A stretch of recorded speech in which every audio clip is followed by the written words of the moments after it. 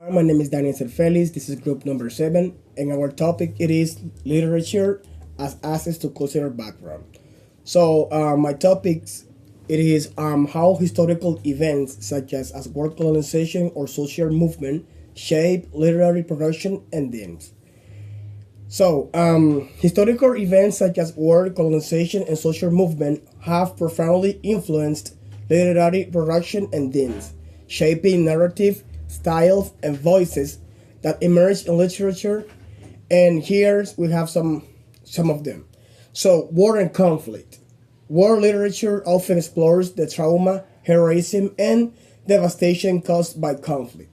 Themes include loss, survival, nationalism, and the psychological impact of war. All Quiet on the Western Front by Eric Maria and Remarque Well. Second, colonization and post-colonial literature. Literature from colonized nations often reflects oppression, identity, struggles, and resistance. Themes include cultural erasure and hybrid reclaiming history. Third, social movement and literature. Literature often serves as a tool for activism, reflecting struggles for civil rights, gender equality, and social justice. Themes include operation empowerment, systematic injustice, and revolution. For example, The Color Purple by Alice Walker, Feminism and Racism, in 1984 by George Orwell, Totalitarianism and Resistance, The Fire Next Time by James Baldwin, Civil Rights and Racial Injustice. So the second topic it is cultural identity and literature. How the author represent their cultural identity through their work, including aspects like ethnicity, nationality, and diaspora experiences. So authors often express their cultural identity through literature by exploring themes of ethnicity, nationality, and diaspora experiences. Literature serves as a powerful medium for preserving tradition, challenging stereotypes, and giving voice to marginalized communities.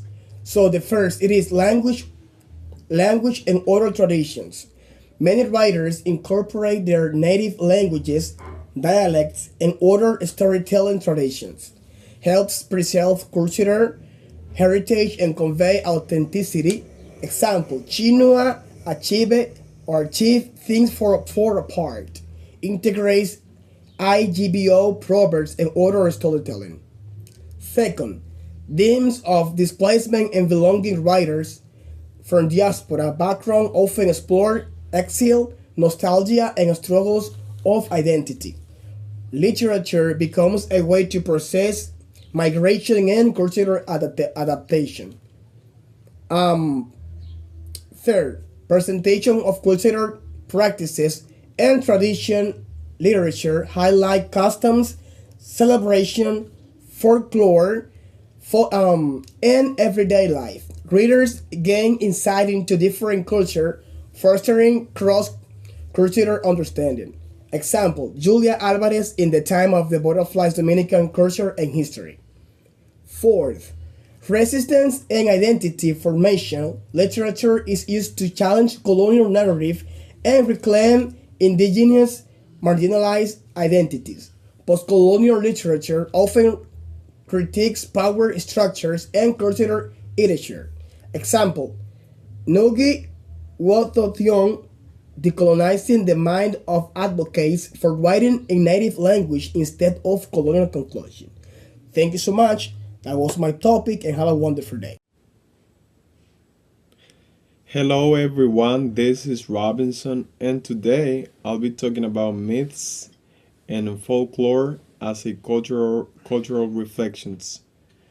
Myths and folklore are essential components of literature that offer profound insights into the cultural background of a society. They encapsulate the beliefs, values, and traditions of a culture, serving as a lens through which we can understand the collective identity of a community. Myths are traditional stories that explain how things came to be. They often involve gods or supernatural beings. For example, a myth might explain why the sun rises or tell the story of a hero. Folklore includes all kinds of stories, songs, and traditions passed down through generations. These could be fairy tales, legends about local heroes, or even funny anecdotes that people share. Myths and folklore serve as a viral reflection of a cultural background. They encapsulate the values, belief, history, and identity of communities while adapting to changing times.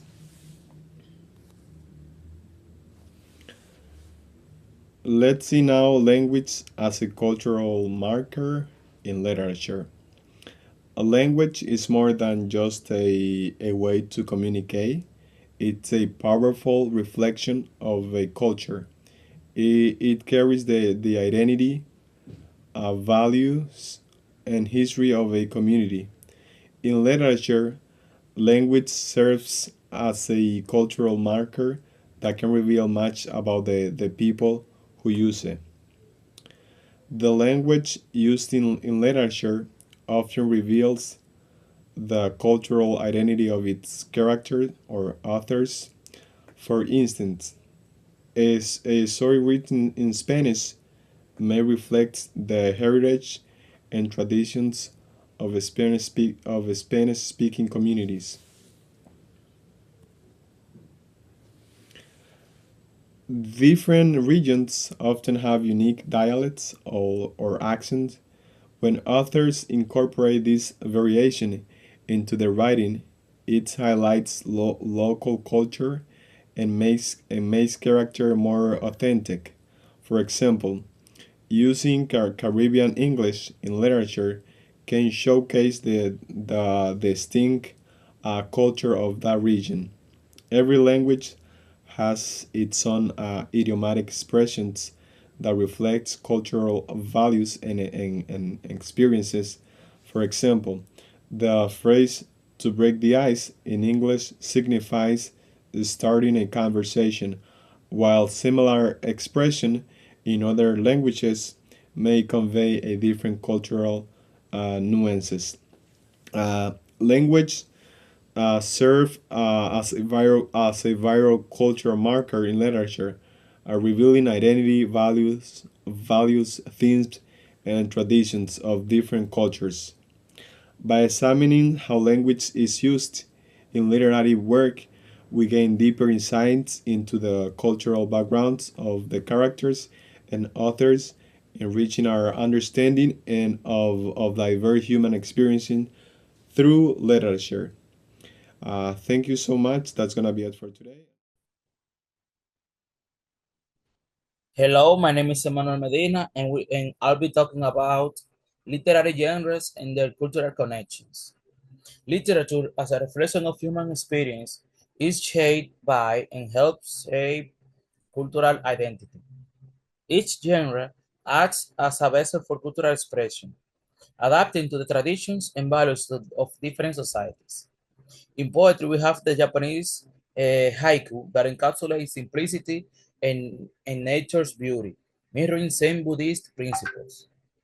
The epic poetry of ancient cultures, like the Iliad of the Mahabharata, preserves mythologies and historical narratives, shaping communal memory.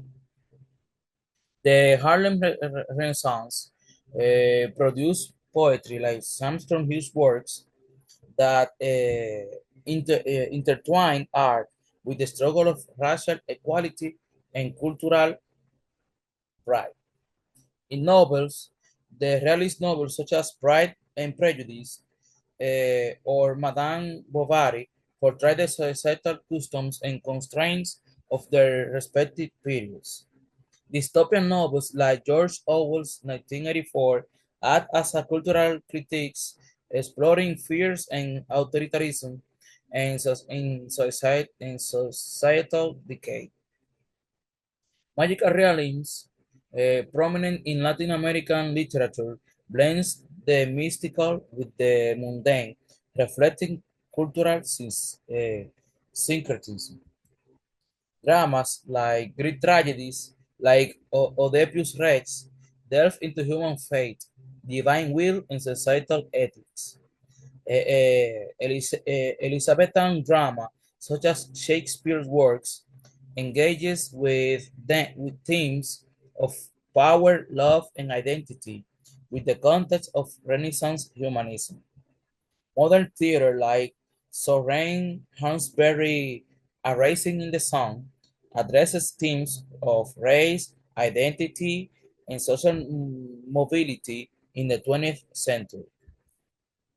Short stories like Anton Chekhov's stories illustrate the nuanced struggles of the Russian middle class during societal upheaval. Latin American short fiction, such as the stories of Jorge Luis Borges, explores philosophical and cultural themes with a surreal twist. Oral literature like African folk tales, such as the featuring Anansi and the spider, emphasize communal values like wisdom and cleverness. Native American oral literature captures spiritual beliefs and kinship with nature. This genre is a lens, offering glimpses into the social, political, and historical context of its origin. The evolution of these genres also reflects the dynamic interplay between tradition and innovation. The other topic that I have to talk about is children's literature and cultural formation. Children's literature is a foundation tool in shaping a society's cultural identity, transmitting values, customs, and beliefs from one generation to the next. It does so through engaging narratives, relatable characters, and often vividly uh, descriptive illustration. Themes that reinforce cultural values.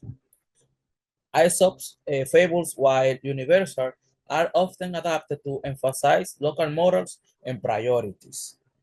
African American folk tales for children, such as Why Mosquitoes Buzz in People's Ears, preserve oral storytelling traditions and highlight community introduction to national and historical identity. Histories like Anne of Green Gables transport young readers into the rural traditions of early 20th century Canada. In Dominican literature, books for children such as Cuentos de la Isla focuses on folklore, helping young readers understand their cultural heritage. Globalization's impact. Cultural children's literature, such as Gracelyn's Where the Mountain Meets the Moon, introduces readers to Chinese myth and values while fostering cross-cultural understanding. Bilingual books like Cat to Soup by Eric Kimmel provide a dual cultural lens, helping children navigate their blended identities. Illustrations as cultural signifiers. Visual elements in children's books play a significant role in shaping perceptions of culture, traditional attire, landscapes, and daily activities. As depicted in illustrated books, reinforce the cultural identity presented in the narrative. Challenges and opportunities in modern children's literature. Presentation. There is a growing movement to ensure children's books represent diverse cultures authentically, allowing young readers to see themselves reflected in histories. Preservation of indigenous tradition. Efforts to revive and preserve native languages and customs are evident in modern languages books. Uh, these books that celebrate these aspects. For example, bilingual books in Quechua or Arawak. By engaging with cultural themes and values from an early age, children's literature serves as both an educational tool and a way to nurture an inclusive multicultural worldview. It molds the young reader's understanding of their place with their own culture and the broader global community. Thank you very much. Hello, my name is Jose Antonio Moramade, and let's talk about magical realism as a cultural expression. Magical realism is a literary style that meets reality and fantasy in a natural way, making extraordinary events feel like part of everyday life. As a cultural expression, it helps represent the beliefs, tradition, and identity of different societies, especially in Latin America. Some of the most famous writers of magical realism include Gabriel Garcia Marquez, 100 Years of Solitude, Isabel Allende, The House of the Spirits, and Juan Rulfo, Pedro Páramo. Their stories combine history, folklore, and myths with real-life events, creating a unique way of telling stories that reflect the culture and the tradition of their people. Magical realism is not limited to Latin America. Writers from other regions, such as Ben Okri, the famous poet in Africa, and Salman Rushdie, Midnight Children in South Asia, have also used it to share their cultural heritage and explore themes of identity, colonization, and resistance. Literature as a tool for cultural resistance. Literature has always been a powerful way to fight against oppression and preserve cultural identity. Many writers use their work to challenge injustice, expose political corruption, or give a voice to marginalized communities. In Latin America, Mario Vargas Llosa, The Feet of the Goat, is a powerful novel that explores dictatorship and resistance in the Dominican Republic. Similarly, writers like Pablo Neruda and George Orwell, they have used literature to criticize political oppression and inspire change. Books often serve as a way to remember history and keep alive the struggle of different communities. Whether thought, fiction, poetry, or personal story, literature helps protect cultural identity and resisting oppression. Thank you.